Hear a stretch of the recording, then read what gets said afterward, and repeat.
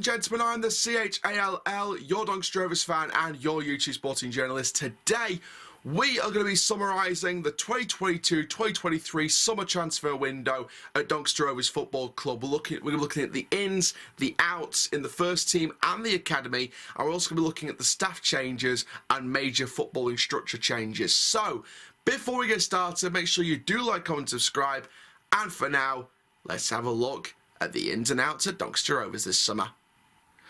So first of all, the ins. We've got, first of all, for the under-18s, we've got Freddie Allen from Norwich City. For me, I've spoken to that a few times. In fact, on the way back from Cantley Park on deadline day, him and a couple of the other academy lads came on the bus that I was on. We were sort of chatting for half an hour or so. So great lads to speak to, and you know, he's always been really friendly with me. So shout out to Freddie Allen. Harrison Biggins on a free deal from Fleetwood after the end of his contract. For me, again, box-to-box midfielder, nice guy to speak to off the pitch, and his work rate is absolutely phenomenal at the moment. His work rate is seriously on point, and you know, even when his ability is dipped in some games, not every single game, but some games, his work rate sort of makes up for it. When he's not having the best of games, his work rate makes up for it. So Biggins just sort of offers something completely fresh to the stamina of and the athleticism of the squad. George Miller up front from Barnsley. Real pressing forward, off the shoulder, presses for everything, works for everything. Luke Molyneux from Hartlepool, just coming back from injury. Really surprised with that signing when it was first announced because of the fact that, you know, there was League One interest in the player, and I thought that we didn't really have much of a chance. But Luke Molyneux, for me, has been great since he's come back from injury. He's really pushed his way into the side, and he's working every day to get better. A real top player at this level, and could be even a good player. He could be a great player at League One as well.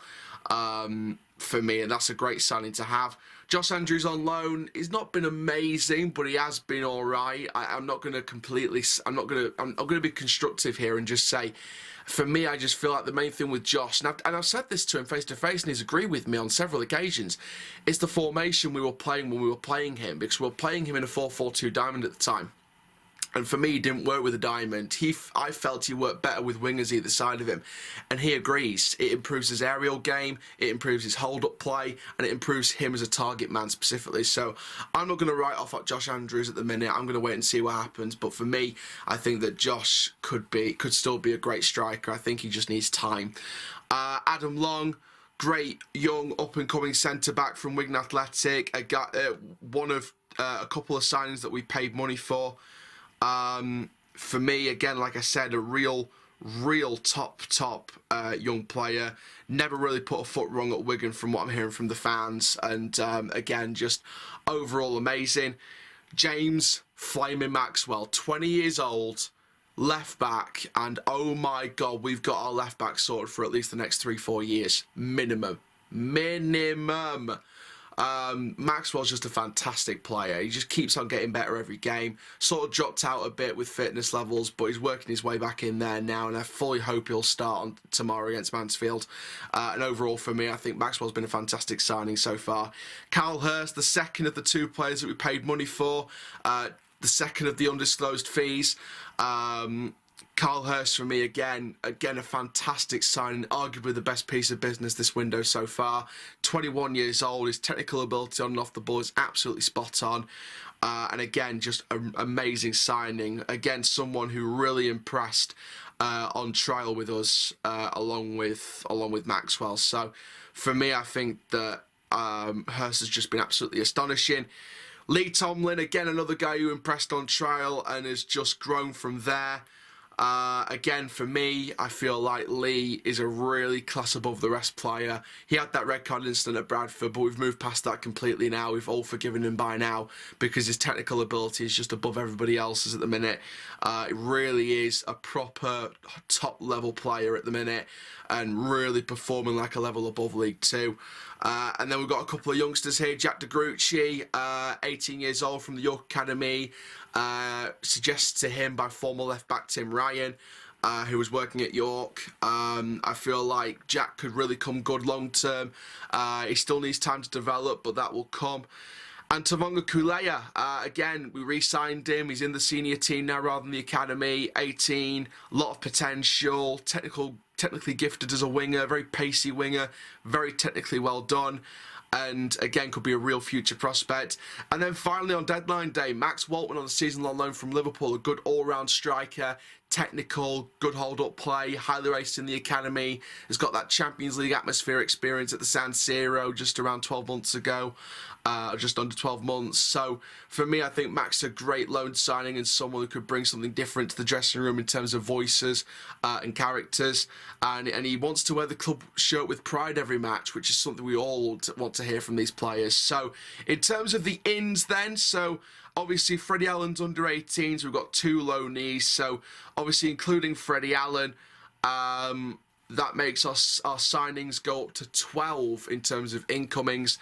Out of 10 for the incomings, I didn't want to rate each of them individually because I wanted to rate them as a collective, because we are a collective team, we are a collective Rovers family. Out of 10, I'm going to rate them as... I'm going to go with 8 out of 10. I think that's a fair rating to give at this moment in time. I think it could go to 9 or 10 depending how the season goes. But at the minute, 8 out of 10. Positives with every one of them and not really a lot of negatives, to be perfectly honest. But let's move into the outs, shall we? So next up, the outs. Joe Dadu, mutual consent to cancel his contract. Ben Blythe moves for an undisclosed fee to Swansea. Jordi Awula to Ross County for £50,000. John Bostock leaves the club. Dan Garner goes to Oldham. Greaves goes to York. Hassani to Gateshead. Horton to Chesterfield. Cameron John to Rochdale. Fajiri Okunabiri to Cambridge. Ed Williams to Rochester New York Football Club, who, by the way, at the minute, he's really shining at Rochester. So shout out to Ed Williams, who really is shining at the minute. And Joe Wright goes to Kilmarnock. So we've really only got maybe 100 odds, couple of 100,000 from Ben Blythe deal. Obviously 50,000 from the Jordi Awula deal. The rest of them pretty much free transfers. Obviously Joe Dadu and a couple of, and of course we've got the Academy lads, which I'll go on about. Luke Chadwick, Corey Cole, Thomas Henson, Will Hollings, Michael Nesbitt, Daniel Wells and Alex Walney. They've all left the Academy after their scholarships ended, so the Academy lads will go and find different clubs. Like I said, apart from Joe Dadu and John Bostock, everyone else has found a club now. And they keep going with their careers. So apart from Dodu and Bostock, you know, everyone's found a club. And the Academy lads, obviously, as well, as far as I know anyway. Comment down below if you know any of the Academy lads that have found a club. But as far as I know, I don't know where they have gone to. But... like I said, in terms of outs, in terms of do I feel like we've cleared some of the players that we need to clear out to give ourselves and them a fresh start for their careers and our club moving forward, out of 10, I'll probably give it 7.5. I think I'm not into halves usually, but I'm going to give it 7.5. Really can't separate it between a 7 and 8. I think only time will see whether we did need to bring in that loanee midfielder, just in case. But we will see. But obviously the options are there in the free agency if we need them. But now let's move into staff ins. So of course, Steve Eyre as assistant manager, vocal, talented, loves the club, loves being here, wants to get the most out of it, has got plenty of experience in youth and senior football. Ian Bennett comes from Middlesbrough as the goalkeeping coach, a proper championship goalkeeper, and you can see by the goalkeeper's performances, Mitchell and Jones, they've really put something up and they've put a rocket up the backsides this season. Sam Bowring, head of sports science, again another bright addition to the staff. Ryan Simpson, head of performance analysis from Scunthorpe. Again, Ryan doing a fantastic job. Michael McBride as head physio. I've spoken to Michael numerous times and you can see how much he loves the club and loves being here and the situation. So again, for me, Michael just really improving day by day. And Michael Kearney as head scout. I mean, if he's partly responsible, I mean, he's partly responsible for most of pretty much all these transfers that have come in. So Michael deserves some humongous credit for these signings that we brought in this season. So Michael for me is a great acquisition to the rejigged, reshifted recruitment department. So, from the 6 ins in the staff department, I've given them out of 10 an 8 rating. I think that's a fair rating to give. Great backroom changes and exactly what we needed. Now it's time to see who's gone out of the staffing department. So there are only 3 major ones that we know about. Steve Hernandez has changed from goalkeeping coach to head of academy goalkeeping. We knew Steve wants to go back into the academy after the season that we had, and you know, Steve wants to get back into academy goalkeeping and you know, coach and you know, being the head of academy goalkeeping, and it's a great role for Steve. Frank Sinclair's changed from the assistant manager to the head of youth development phase. Again, a position that I think could be good for Frank. He's enjoying it so far. I spoke to him on Tuesday. He's really enjoying his role so far. It's great to speak to Frank, obviously. It was good to see him again and speak to him again after a good few months. Like I said, I haven't spoken to him for a while, so it was great to catch up with Frank for a little bit on Tuesday. And John Chatfield from the medical department has, in fact, gone. And to be fair, with the injury record that we had last season and the problems that we had in the setbacks, which weren't all down to our medical team, let's be brutally honest. You know, some of it's down to the specialists in London, some of the specialists that they saw with the club. You know, it was sort of, I guess, a 50-50 kind of situation from where I'm standing. So, but to be fair, to John Chatfield, who's been here for a lot of time, he's been here for a load of years. You know, the staff do feel sorry for John, and it was just one of those situations where something had to change in the medical department just to try and change things up. So, you know, I do wish John Chatfield the best of luck. It was just one of those things. In terms of the staff moving out then or changing roles, out of 10 I'm going to give that a 7. I think, again, some decent changes and really refreshes the backroom staff. Finally, let's have a look at some major changes, including the football structure. So, of course, 2 major things there. The recruitment department restructured and, of course, James Coppinger becoming the head of football operations. Now, this came with a lot of scrutiny and a lot of questions rather than answers when James Coppinger was announced as the new head of football operations. I think many of us expected it because, of course, Peter O'Rourke put out before the announcement that he was going to be it. And a lot of us were worried that this was just a cheap... Well, a lot of fans were worried it was just going to be a cheap option.